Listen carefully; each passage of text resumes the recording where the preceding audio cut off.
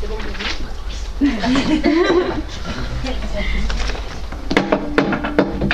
Ah, ça donne rien.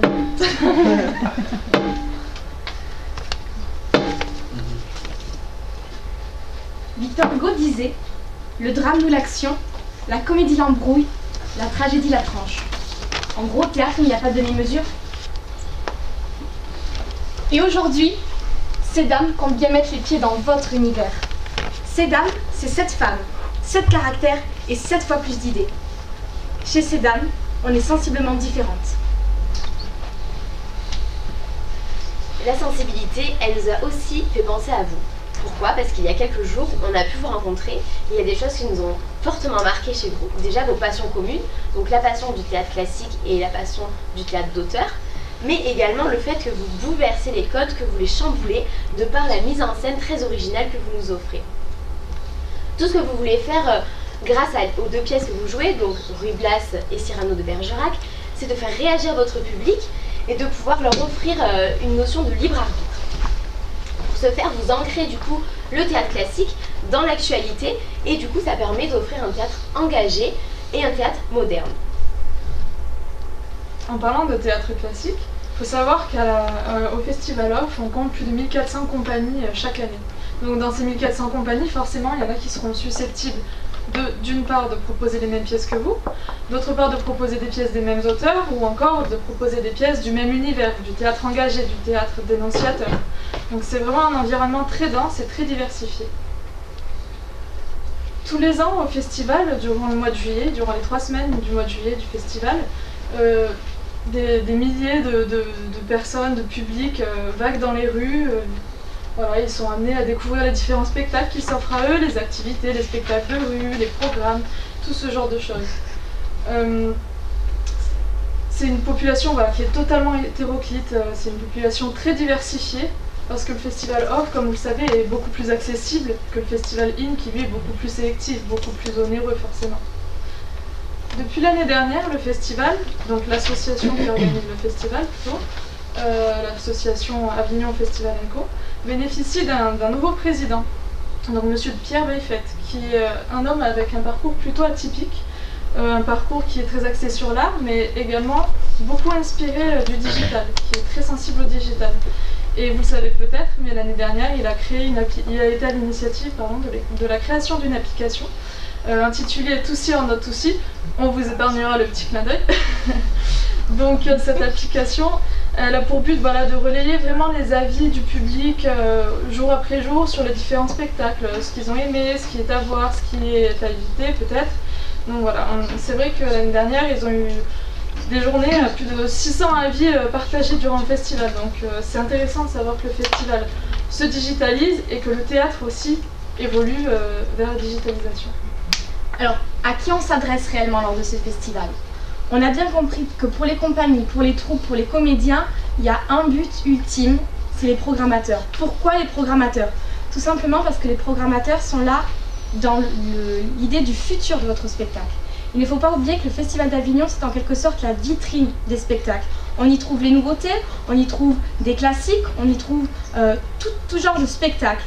Et le programmateur, tout simplement, il va venir au Festival d'Avignon, il va faire son marché, il va voir qu'est-ce qui l'intéresse, ce qu'il pourrait programmer dans sa vie. Alors, qui c'est? C'est qui ces programmateurs? Ce sont les mairies, par exemple, les collectivités, qui vont venir chercher des spectacles pour dynamiser leur ville, mais aussi pour des scolaires, pour leurs écoles, ça rentre dans les programmes scolaires. Mais aussi, ça va être tout ce qui est scène publique, scène privée, qui vont pouvoir vous offrir la possibilité d'intégrer leur théâtre, et pourquoi pas des résidences d'artistes aussi.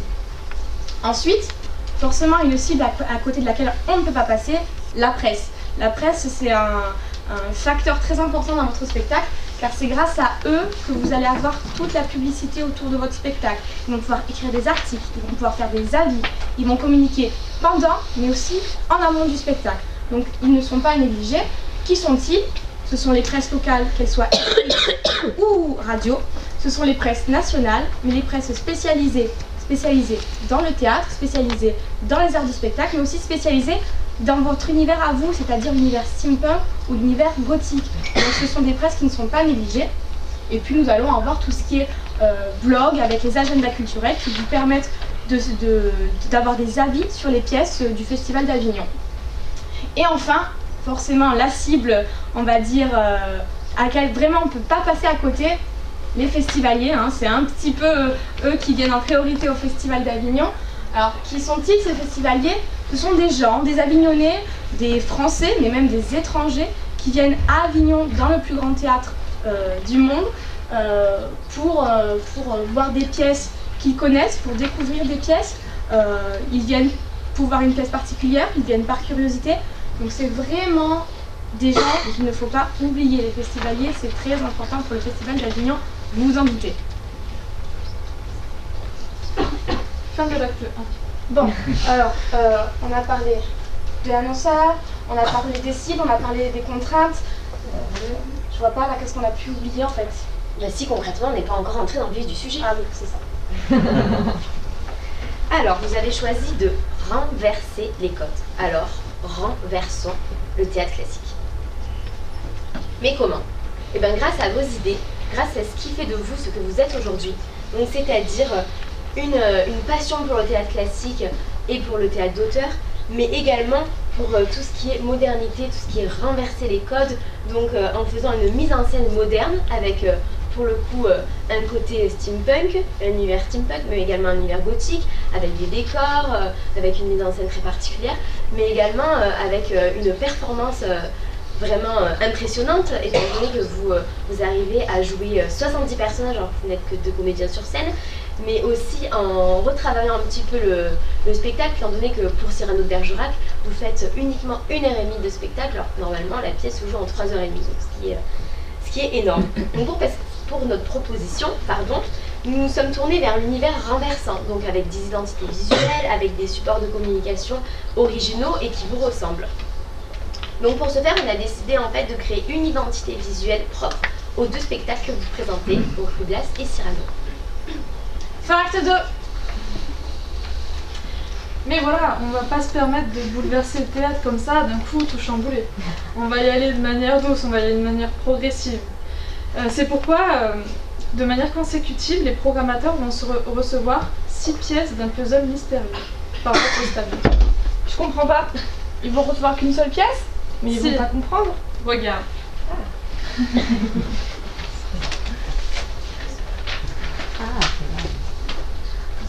Nous vous adressons une tirade mystérieuse. Je m'explique.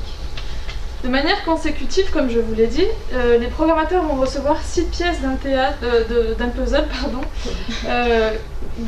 voilà, sans explication, ils vont peut-être pas comprendre. On a prévu donc une tirade découpée en 6 pièces, donc en 6 énigmes, découpée comme une longue phrase découpée en 6 morceaux, pardon, excusez-moi. Ça va vraiment éveiller leur curiosité, ça va les amener à vouloir assembler le puzzle pour découvrir ce qu'il représente. Et donc à la fin de l'assemblage de ce puzzle, avec l'obtention de la 6e pièce et de la fin de l'énigme, ils obtiendront d'une face la fiche de Ruy Blas, de l'autre face la fiche de Cyrano de Bergerac. Avec la réception de cette 6e pièce également, ils recevront un dossier de diffusion pour les pièces. Donc dans ce dossier de diffusion, qu'est-ce qu'ils trouveront? Eh bien les notes, les fiches techniques, la fiche pédagogique, la mise en scène, les membres de l'équipe, etc. Et pour la presse, c'est pareil pour la presse, on va fonctionner de la même façon avec ce système de puzzle, à quelques détails près. Par exemple, lors de l'envoi de la première pièce, une invitation pour votre première de Ruy Blas le 4 mai à Montpellier leur sera envoyée. Pourquoi le 4 mai à Montpellier? Vous me direz, c'est pas le festival. Et bien tout simplement parce que Ruy Blas n'a jamais été joué. C'est l'occasion de faire connaître la pièce et de commencer à avoir des retombées et des retours sur cette pièce, ce qui est très intéressant et non négligeable. Ensuite, lors de l'envoi de la dernière pièce, donc au bout de la 6e semaine, la presse recevra le tant attendu communiqué de presse qui leur permettra de communiquer sur votre spectacle, mais aussi le dossier de presse qui contient toutes les informations nécessaires à votre spectacle et qui leur permettra une communication en amont, mais aussi pendant le festival. Et d'ailleurs, pendant le festival, on sait tous que les festivaliers, ils aiment se promener, il fait chaud, il fait beau, c'est le mois de juillet, donc ils aiment prendre part de la ville, s'emparer de la ville, découvrir toutes les compagnies qui y sont, mais également découvrir la ville d'Avignon, étant donné que c'est une ville pleine d'histoire. Donc du coup, on va imaginer qu'on est un festivalier, qu'on marche dans la rue, et puis tout à coup, on reçoit un tract. Merci. Donc comment se structure ce tract? Vous avez du côté gauche la scène de Ruy Blas avec toute son identité visuelle. Et afin de pouvoir voir celle de Cyrano, il faut renverser le flyer. Et ici, vous aurez du coup l'identité de la pièce de Cyrano. Lorsque vous ouvrez, vous avez d'un côté le résumé d'une pièce et de l'autre résumé, bien entendu. Au milieu, vous avez toutes les informations complémentaires aux deux pièces, donc les acteurs, les pièces, quand est-ce qu'elles se jouent, etc. Et à l'intérieur, on va leur offrir également une énigme que je vais vous lire. Votre branche n'est pas moins haute que la nôtre. Je suis le fruit de l'une et vous, la fleur de l'autre. Ruy Blas. Alors que vous vous trouvez au XXIe siècle, le XVIIIe n'est non loin de là. Pour capturer ce moment au passé et au futur mélangé, rendez-vous à la place Louis Pasteur. Vous y trouverez de quoi arrêter le temps. Donc là, le festivalier dit, effectivement, il faut que j'aille à la place Louis Pasteur. Donc on y va, on a un festivalier. Et là, on se dit, mais qu'est-ce qui pourrait me permettre d'arrêter le temps? Oh, que vois-je? C'est un roc, c'est un pic, c'est un cap, que dis-je? C'est un appareil photo. Super, vous avez un chapeau de Cyrano, je peux le mettre? Merci. Clic. Merci. À ce moment, le festivalier va recevoir une photo, donc la photo qui vient d'être prise, et à l'arrière, on peut y voir un hashtag. Donc l'hashtag renversons le théâtre. Du coup, pour immortaliser ce moment, je vais prendre en photo ma photo qui a été prise à l'instant, du Polaroid, et je vais le publier sur Instagram et sur Facebook avec l'hashtag renversons le théâtre. Et qui sait, peut-être qu'avec ce hashtag, ça va me permettre de rencontrer d'autres festivaliers qui ont participé à ce petit jeu d'énigmes. Merci. T'en vas pas? Il y a une deuxième énigme pour toi. Ah, merci. Donc apparemment, lorsque le festivalier reçoit sa photo, il a également une deuxième énigme que je vais vous lire. Maintenant que vous avez capturé ce moment privilégié, il va falloir trouver la localité. Vous auriez compris, la prochaine étape se trouve dans un théâtre, mais pas n'importe lequel. Même si le nom indique le chiffre 44, il va vous falloir faire 200 pas afin de vous rendre au point final. Donc 200 pas, le chiffre 44, je vais réfléchir, et bien forcément, c'est l'atelier 44.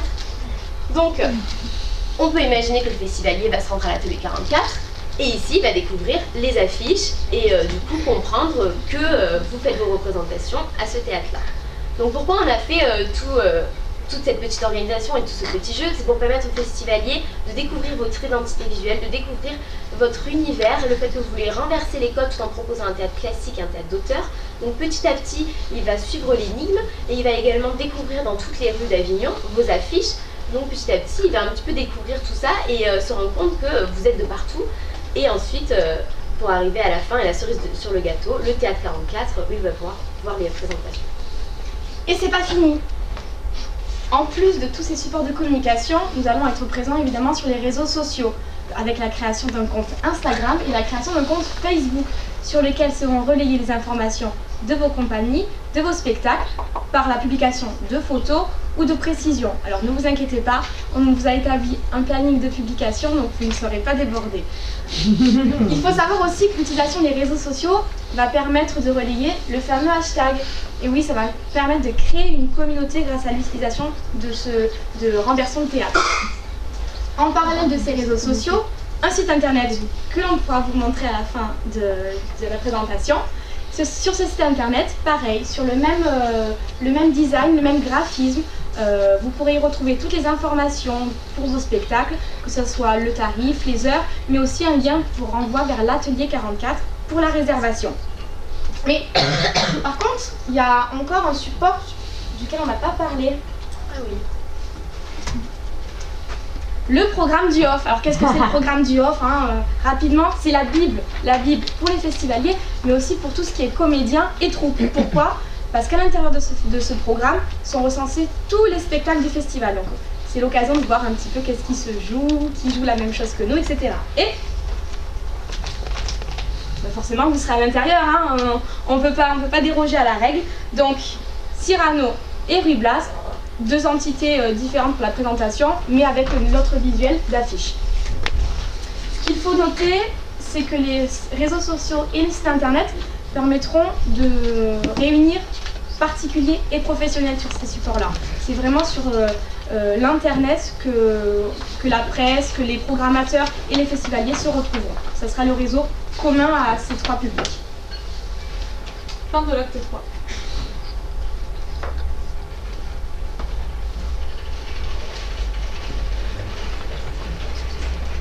Donc maintenant, on va vous présenter donc, de quelle manière va s'organiser tous ces supports-là, parce que vous avez eu beaucoup d'informations, donc forcément, vous voulez savoir quand est-ce que ça arrive. Donc concrètement, ne prenez pas peur. Il y a la publication dans le journal du Off, comme elle a montré le 24 avril. Ensuite, le 25, on envoie la première pièce du puzzle à la presse, avec l'invitation du coup pour venir à votre présentation le 4 mai. Le 9 mai, l'envoi du deuxième, et pardon j'ai oublié de dire, l'envoi de la première pièce également pour le programmateur, mais du coup sans l'invitation.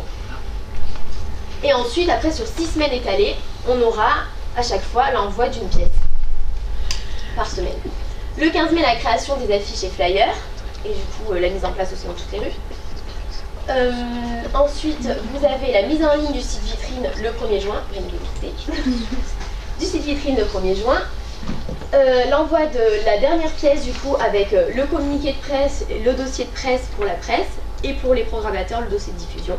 Donc du coup à l'envoi de la dernière pièce le 6 juin. La création des réseaux sociaux, ou surtout les mises en place, le 26 juin. Et ensuite du 8 au 30 juillet du coup sur l'intégralité du festival, on a prévu de mettre en place donc, les énigmes et le petit jeu avec les énigmes et la photo.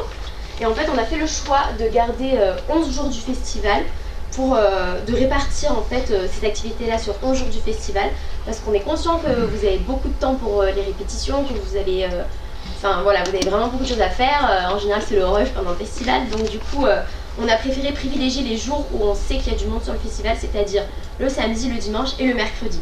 Donc tous les samedis, dimanches et mercredis, il y aura ce petit jeu. Et puis en plus de ça, ça crée un petit effet de comment dire, rareté, oui voilà, un effet de rareté et d'envie d'en savoir plus. Et ensuite bien sûr tous les jours il y aura le tractage des fly et les affiches qui seront dans la totalité des rues d'Avignon. Et ensuite en août, du coup il y aura une analyse des retombées. Donc qu'est-ce que c'est les retombées? Est-ce que vous avez eu plus de programmateurs que l'année passée? Combien? Comment ça va se passer pour l'année d'après? La presse, combien vous avez eu de retours sur des articles, des blogs, etc. Et puis également le nombre de festivaliers qui sont venus voir votre pièce. Donc pour terminer et pour concrétiser toutes les solutions que nous venons de vous proposer, on a tenu à respecter rigoureusement le budget de 2 000 € que vous nous aviez imposé. Donc voilà, vous avez un organigramme de toutes les dépenses qu'on a prévu d'effectuer. Alors la com de rue, la partie la plus importante, les 41%, ce sera évidemment toutes les affiches à mettre donc dans les rues et également chez les commerçants, tout ce qui est flyer. On a prévu aussi une part, parce qu'on sait qu'il pleut toujours au moins un jour au festival, donc pour remettre les affiches qui seront plus visibles. J'ai un petit malentendu aussi, j'ai remarqué que au début nous on avait compris que c'était l'association qui se chargeait d'afficher vos supports A2 et A3, et en fait non, pas du tout. C'est toujours vous qui les affichez, mais ils proposent une solution de groupage en fait. C'est ça, mais ça on l'a su après en fait. Après on l'a su il y a 3 jours. On s'est renseigné aussi de notre côté. Et du coup voilà, comme vous le savez, la solution de groupage pour les impressions, parce que cette année le festival est plutôt orienté écologie, donc impression sur papier écologique, encre végétale. Et surtout le groupage, c'est un intérêt pour vous parce que plus ils vont mutualiser les compagnies, plus les coûts seront bas. Donc ça, c'est quelque chose qu'on n'a pas pu prendre en compte puisque les inscriptions sont jusqu'au 28 avril, c'est ça. Mais c'est quelque chose qui fera sûrement baisser le chiffre, le budget de l'impression. Des affiches. Des affiches. Oui, des En revanche, affiches. j'ai une question justement par rapport à ce point-là. Oui. C'est, je crois que vous parliez de la création des affiches en mai, quelque chose comme ça. 15 mai. L'impression, la création. Avignon Off et compagnie nous a informé que si on participait à cette mutualisation, on n'aurait pas les affiches avant fin juin. D'accord. Après, quand vous tractez dans la nuit du lancement, de la veille du lancement du festival. En affiche, on a fait. En affiche, c'est nouveau dans les rues, oui, chez les commerçants. En amont, ouais. Chez les commerçants, a priori, 29 juin, enfin fin juin, c'est trop tard, les places sont déjà faites. Donc là, on a un petit flou là-dessus. Après, vous pouvez sélectionner d'afficher, d'imprimer les affiches pour les rues en mutualisation et les plus petites. Absolument. Donc voilà, c'est visuellement parlant, donc j'ai pas besoin de vous détailler plus que ça. Nous vous remercions pour votre attention. Si notre présentation vous a plu, parlez-en autour de vous. Et si ça ne vous a pas plu, parlez-en aux gens que vous n'aimez pas. Bravo.